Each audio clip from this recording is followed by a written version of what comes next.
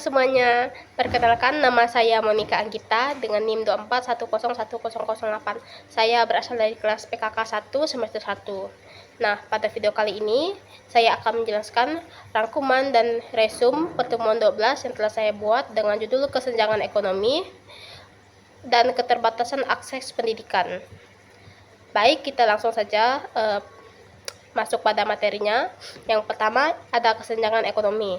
Kesenjangan ekonomi adalah ketidakseimbangan distribusi, pendapatan, kekayaan, dan kesempatan ekonomi dalam masyarakat. Hal ini menciptakan jurang pemisah antara kelompok masyarakat berdasarkan akses terhadap sumber daya ekonomi, pendidikan, dan peluang kerja. Yang pertama ada faktor penyebab. A. Akses terbatas ke pendidikan. Pendidikan yang tidak merata menghasilkan ketidakseimbangan keterampilan dan daya saing. B. Perbedaan upah dan kondisi kerja. Ketimpangan dalam upah antara lain sektor formal dan informal memperdalam jurang ekonomi. Kemudian C. Konsentrasi kekayaan. Sebagian besar kekayaan dikuasai oleh kelompok kecil masyarakat. Kemudian D. Globalisasi dan teknologi. Perubahan teknologi menciptakan kesenjangan karena sebagian masyarakat tidak dapat mengikuti perkembangan. Kemudian E. Pembangunan tidak merata. Daerah tertinggal menghadapi keterbatasan infrastruktur dan akses ekonomi. Kemudian 2. Dampak. Kesenjangan ekonomi meningkatkan angka kemiskinan, ketidakstabilan sosial, serta menurunkan mobilitas sosial dan memperburuk masalah kesehatan masyarakat. Selain itu, produktivitas nasional dan kualitas hidup secara keseluruhan juga berdampak negatif. Kemudian 3. Upaya mengatasi. Yang pertama, A. Reformasi pendidikan. Memastikan akses pendidikan berkualitas bagi semua lapisan masyarakat. B. Pemerataan infrastruktur. Mengembangkan infrastruktur di wilayah tinggal untuk meningkatkan akses ekonomi. C. Kebijakan pajak progresif mengurangi ketimpangan melalui redistribusi kekayaan. D. Subsidi dan bantuan sosial mendukung kelompok masyarakat miskin untuk meningkatkan kesejahteraan mereka. E. Dukungan terhadap UMKM memperdayakan usaha kecil dan menengah untuk memperkuat perekonomian.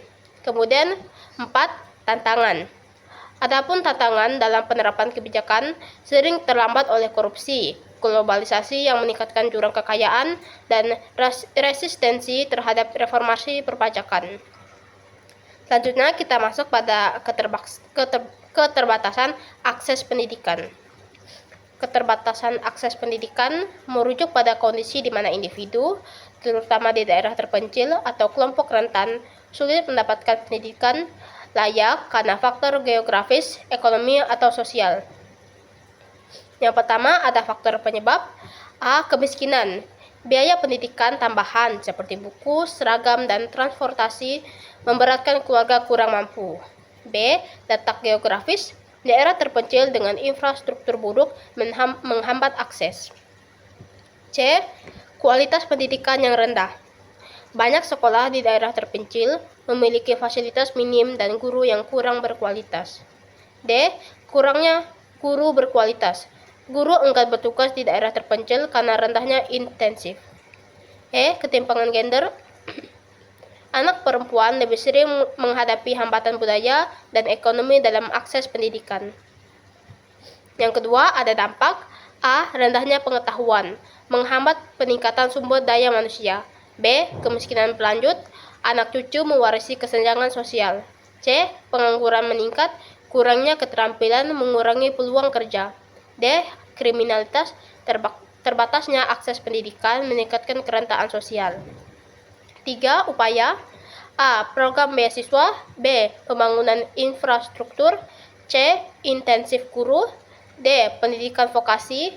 E. Penyediaan teknologi. Dan F. Adanya program gender. Yang keempat, tantangan. A. Keterbatasan anggaran, infrastruktur, dan program sering kurangnya dana. B. Masalah sosial, norma budaya yang memprioritaskan kerja di atas pendidikan. Dan yang terakhir, C, kurangnya dukungan pemerintah, kebijakan pendidikan belum merata.